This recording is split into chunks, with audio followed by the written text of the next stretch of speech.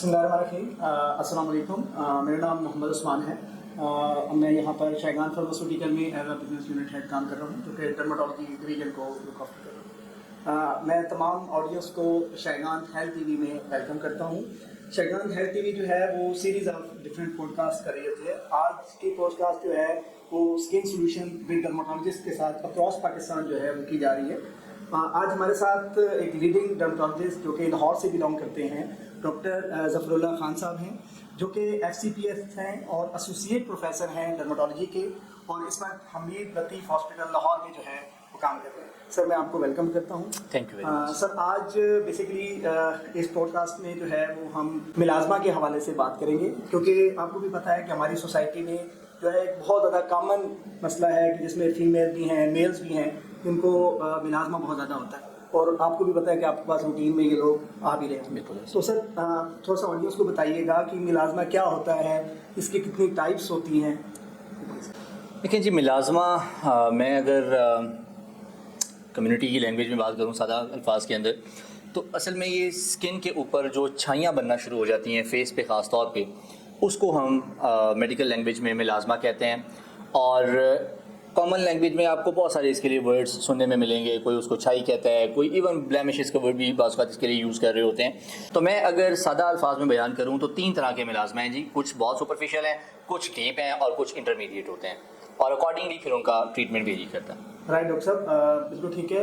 ये जो मिलाज़मा different types के हैं, डेफिनेट सी बात है इनके पीछे कोई ना कोई फैक्टर्स होते हैं या जिनकी वजह से ये मिलाज़मा जो है वो उसकी अक्रेंस हो रही होती है। तो काइंडली सर थोड़ा सा वो भी बताइएगा कि वो कौन से ट्रिगर्स हैं जिनकी वजह से मिलाज़मा हमारे सोसाइटी में बहुत ज़्यादा कम है। ये आपका बड़ा रेलिवेंट और बड़ा जो है ना वो इम्पॉर्टेंट क्वेश्चन है।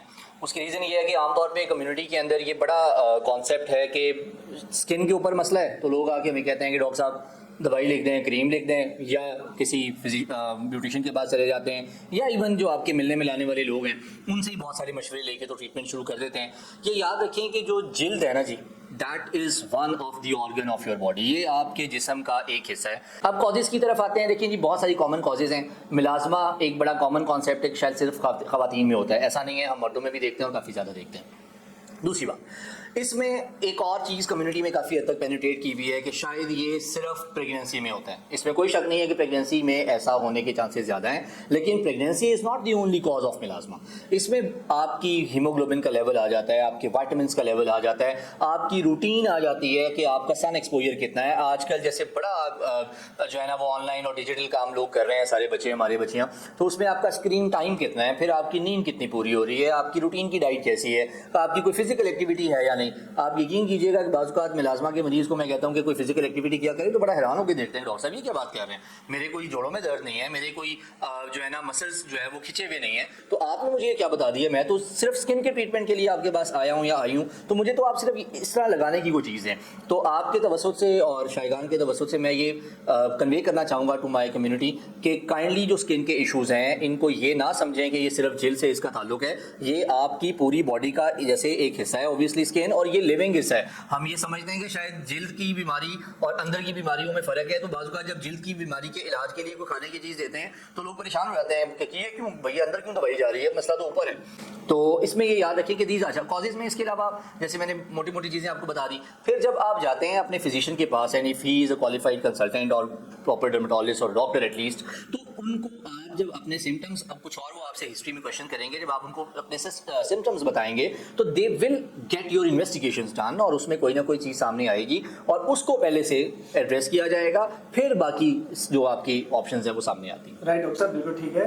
क्योंकि आपको पता है कि जो मिलाज़मा के पेशेंट्स होते हैं उनको बहुत ज़्यादा अवेयरनेस नहीं होती। जैसे आपने बहुत अच्छा बताया कि ये किस टाइप की होती हैं या किन वजूहात की वजह से हो रही होती हैं। मैं जानना चाहूँगा कि वो कौन से प्रिवेंटिव मेजर्स करने चाहिए लोगों को, या किस तरीके से एहतियाती तदाबीर करनी चाहिए कि जिसकी वजह से वो उनको कम से कम मिलाज़मा जो है वो हो रहा हो। जी बिल्कुल ठीक। देखिए बात ये है कि हम सबको पता है कि हमारी जिल्द की जो रंगत है उसमें ख़ास किस्म के खलिए होते हैं जो कि वो पिगमेंट प्रोड्यूस करते हैं, जो हम सबके कॉम्प्लेक्शन को जो है ना वो अल्टीमेटली बनाते हैं। अब हम हर उस चीज़ को अवॉइड करेंगे जो इसकी पिगमेंट की प्रोडक्शन को ज़्यादा करता है, जिसमें सबसे टॉप के ऊपर तो आपकी सन का एक्सपोजर आ जाता है। अब इसका कतई तौर पे ये मतलब नहीं है कि आपको मिलाजमा हो गया तो आप घर में घुस जाएं और सारी अपनी सोशल लाइफ और आना जाना और वर्क और ये सारा बंद कर दें, ऐसा कुछ भी नहीं है। लेकिन you need to have some adaptations in your life, वो आपको करनी पड़ेंगी। उसमें आप भले कोई सनस्क्रीन लगा लें। अच्छा, एक और बड़ा इंपॉर्टेंट कॉन्सेप्ट है, लोग ये समझते हैं कि हमने सनस्क्रीन लगा लिया है तो कोई मसला नहीं है, फिर हम डायरेक्ट जाके धूप में खड़े हो जाएंगे, कोई मसला नहीं। डॉक्टर साहब मैंने सनब्लॉक लगाया हुआ है, सनस्क्रीन लगाया हुआ है। तो एक तो ये याद रखें कि उससे भी आपकी 100% प्रोटेक्शन नहीं होती है। तो you need to avoid as much as possible. बहुत मजबूरी है तो डेफिनेटली उसमें बाज़ आपको जाना पड़ता है। टाइम मिनिमाइज करें, अपने आप को कोशिश करें कि बिल्कुल सूरज आपके फेस के ऊपर ना पड़े, बैक कर लें उसकी तरफ या कुछ भी इस तरह से। फिर आप कोई भी अननेसेसरी कॉस्मेटिक्स फेस के ऊपर मत लगाएं जो आपके चेहरे को किसी ना किसी तरीके से अगर वो डैमेज करेगी, रिएक्शनरी तौर पे आपके सेल्स ओवर एक्टिव होंगे and they will produce pigment. तो ये कुछ बेसिक चीज़ें हैं जो कि एक मिलाजमा के मरीज़ को फॉलो करने चाहिए। फिर बाकी ऑब्वियसली मैंने बताया कि अगर आपको आपकी कॉज पता चल गई है, क्योंकि एक बंदे के अंदर सारी वजूहात आमतौर पर इकट्ठे नहीं होती हैं। तो मैं अगर यहाँ पे 10 चीज़ें बताऊंगा तो इसका मतलब ये नहीं है कि हर एक ने उसको अकॉर्डिंगली फॉलो करना है। For that purpose you need to visit your doctor और आपके अंदर उस मिलाजमा की जो भी कोई वजह है आप उसको आइडेंटिफाई करके तो अकॉर्डिंगली आपकी प्रिवेंटिव मेजर्स होंगे जो वेरी करेंगे। राइट डॉक्टर साहब, माशाल्लाह बहुत ज़बरदस्त आपने इस चीज़ को हाईलाइट किया।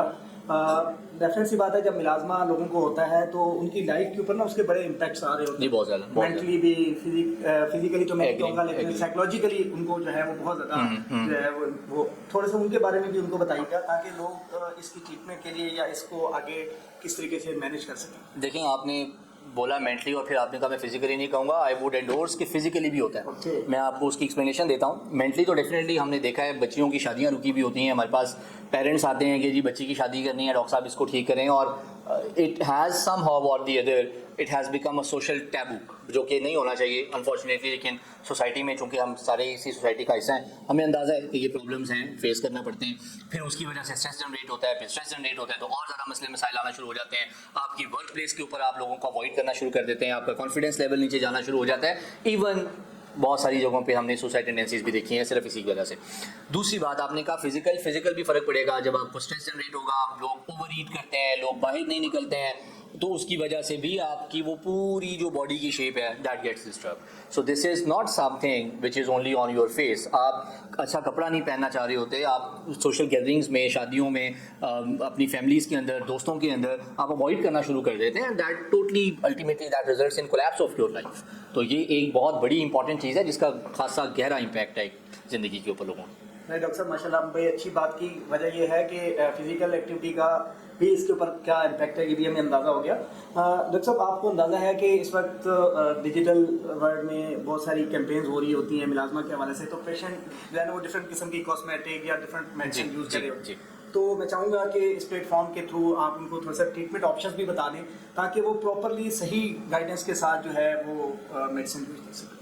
देखिए जी, एक तो खैर ये जो हमारी इस तरह की वीडियोस होती हैं उसका पर्पस अवेयरनेस होता है, और मैं हमेशा अपनी वीडियोस में इस चीज़ को बार बार मेंशन करता हूँ कि इसका पर्पस कभी भी ट्रीटमेंट नहीं हो सकता, और आप इसमें एक्सपेक्ट ना करें, इस नीयत से ना देखें कि शायद आपको इलाज मिल जाएगा, क्योंकि इलाज जैसे मैंने बताया कि वो कस्टमाइज्ड होता है, वो हर बंदे के अपने प्रॉब्लम्स हैं, उसके मुताबिक उसका इलाज होता है। ये नहीं होता कि मैं यहाँ पे 3 चीज़ों के नाम बता दूँ और सारे पाकिस्तान में या पूरी दुनिया में जिनको मिलाजमा वो इस्तेमाल करेंगे और मसला हल हो जाएगा।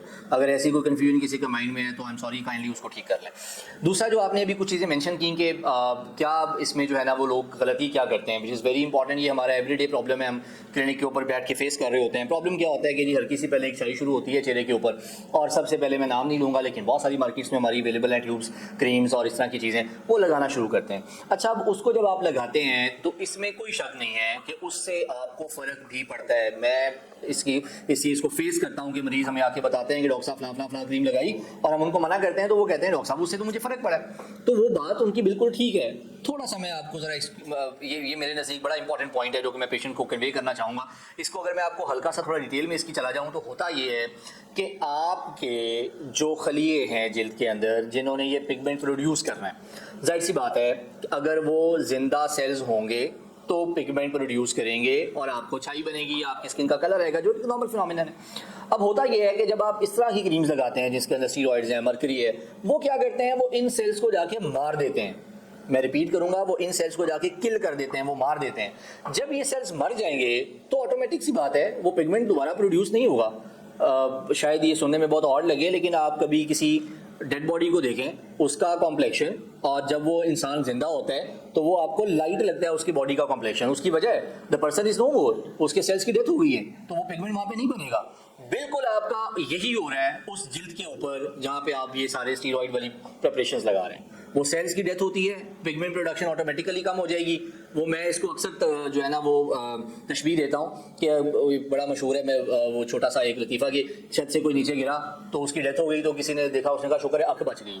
सो ये याद रखें कि आपका कलर वाइट हो जाएगा लेकिन आपकी स्किन के सेल्स की डेथ हो जाएगी, and that is an irreparable loss. उसके बाद आप दुनिया में कहीं चले जाएं, you will not be able to regain your normal skin जो कि पहले किसी ज़माने में थी। तो ये याद रखें कि ये जो 3 भी क्रीम्स हैं इसमें कोई शक नहीं है कि वो रंग जो कालापन वहाँ होता है उसको वो कम ज़रूर करती हैं, लेकिन ultimately they are going to kill your skin cells. तो ये आई वुड एडवाइस, और वो इररिपेयरेबल लॉस होता है उसके, इवन हमारे लिए भी बाज़ का डील करना बहुत ज़्यादा मुसीबत बन जाती है। आपने देखा होगा इस तरह की क्रीम्स के लोग जो यूज़ करते हैं तो चेहरे के ऊपर शायद ये मुलाजमा तो थोड़ा सा लाइट हो चुका हो, लेकिन वो रेडनेस बहुत ज़्यादा आना शुरू हो जाती है, छोटी छोटी नालियाँ खून की आपको फेस के ऊपर नजर आना शुरू हो जाती हैं, स्किन पतली इतनी ज़्यादा हो जाती है कि आप 2 मिनट के लिए इवन किचन में नहीं जा सकते। बाज़ औक़ात हमारे पास पेशेंट्स आते हैं जो कि इवन लैपटॉप के सामने काम नहीं कर सकते हैं, वो इतनी ज़्यादा सेंसिटिविटी बढ़ जाती है। So this is what is the result of using all these creams. बिल्कुल डॉक्टर साहब, आपकी बड़ी अच्छी इन्फॉर्मेशन रही regarding the treatment as well.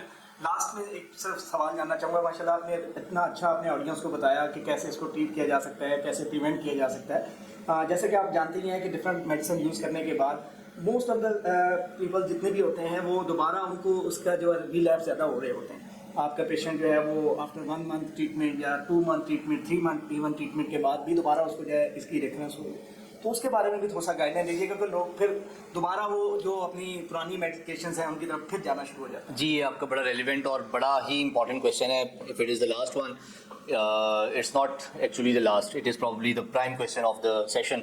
देखिए, स्किन हमारे पास 2 तरह के मरीज़ आते हैं। कुछ तो वो आते हैं जो रेगुलरली डर्मेटोलॉजिस्ट के पास विजिट कर रहे होते हैं, एक फैमिली का ट्रेंड बना हुआ है, स्किन में मसला हो गया एंड दे नो इट कि उन्होंने डर्मेटोलॉजिस्ट के पास ही जाना है।